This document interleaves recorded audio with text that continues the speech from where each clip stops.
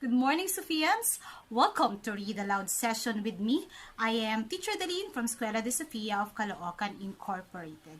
But before we begin with the story, I would like you to observe our book cover.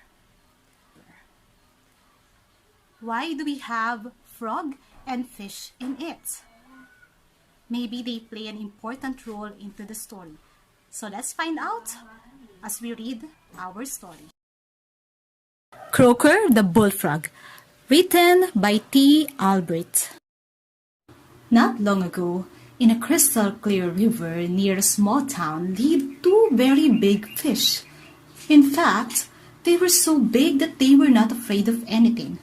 They swam anywhere they wanted. They tangled the lines of children fishing in their river.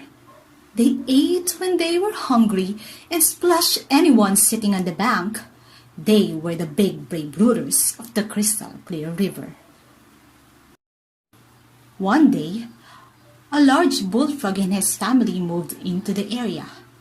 The bullfrog saw the two big brave fish in the crystal clear river and wanted to talk them, but he was afraid.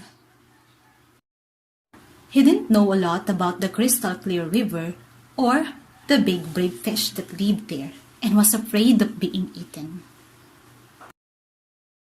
For a long time he watched the big brave fish, the crystal clear river, and everything around him to make sure it was safe. The bullfrog was very smart and used his common sense to guide him. Then, with a mighty hop, he jumped into the crystal clear river to introduce himself. "I am KROAKER, the biggest and smartest bullfrog in the world," he said. "Is that so?" replied one of the fish. "We are the biggest and bravest fish in the crystal clear river." The other fish looked at KROAKER and said, "If you are nice, we may let you share our water." The three talked, and over time, the two big brave fish and KROAKER became friends.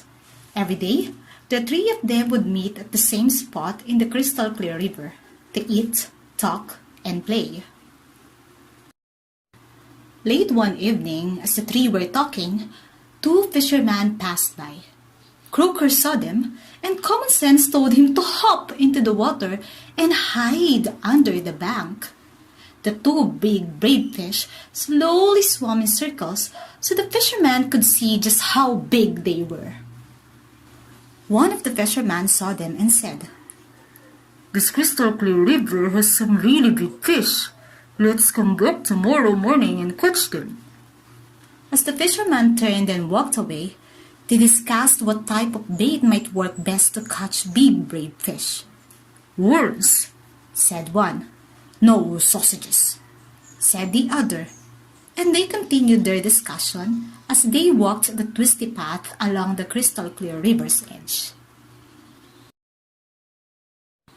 The two big brave fish and the KROAKER overheard the fisherman. "My friends," said KROAKER, "did you hear what they said? Should swim away and hide. I am afraid they may catch and eat me, so I will take my family to a nearby pond to be safe." Do you think the fish will follow KROAKER? Let's find out. The two big brave fish babbled out laughs as they jumped in and out of the water. One said, "My dear bullfrog friend, don't be frightened of their mere talk." KROAKER looked at the two brave fish and said, "I would rather be safe than sorry.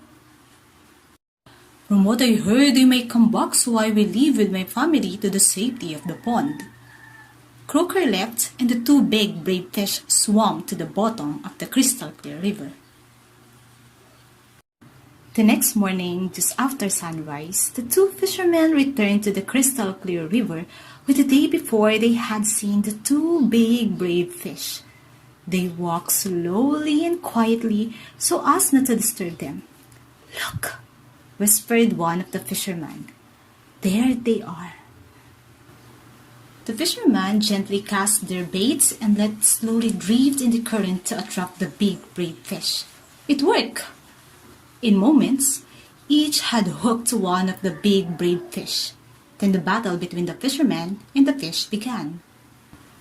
The big brave fish use all their tricks to feed themselves. They dive deep, swam fast, and leaped from the water, thrashing their tail and head in an attempt to get free.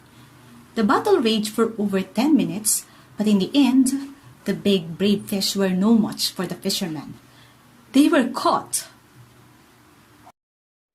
Croaker watched from the safety of the tall grass that separated the pond from the bank of the crystal river.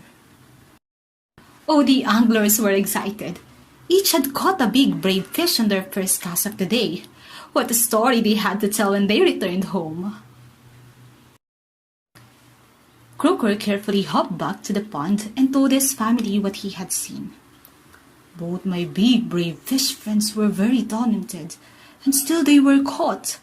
But I, with only common sense, saved my family. I will miss them. We have learned a lesson from this, said Croaker to his family. At the first sight of danger, use common sense and act quickly to save yourself.